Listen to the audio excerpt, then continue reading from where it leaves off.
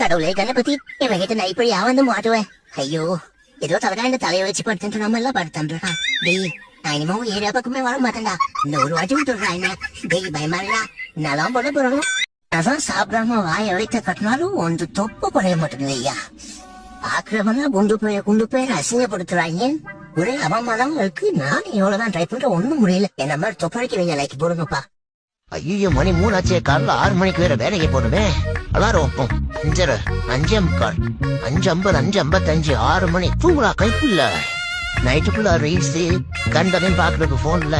நான் அலாரம் வச்சிடறேன் எந்திரிச்சு கவலை போற மாதிரி. பாரு மூடி எத்தனை டைம் அடிச்சுட்டேன் எந்திரிக்கிறானா பாரு. உன்னை என்ன பண்றது இருக்குடா அலாரம் வைக்கல நீங்க. நான்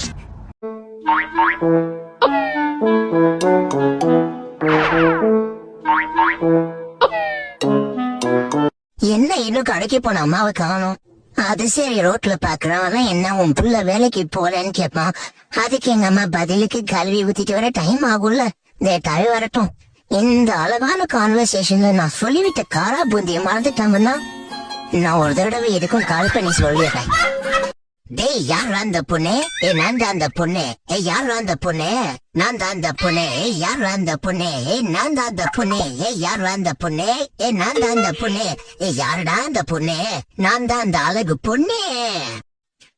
ஆனா அவனா அத்த பொண்ண பார்த்தேன்னா ஈனா ஈயன்னா இளிச்சவாயினா ஆனேனா ஊனா ஊவனா உனக்கு ஒரு உம்மா கொடுத்தேனா ஏனா ஈயனா நான் இறங்கி போய் நின்னேனா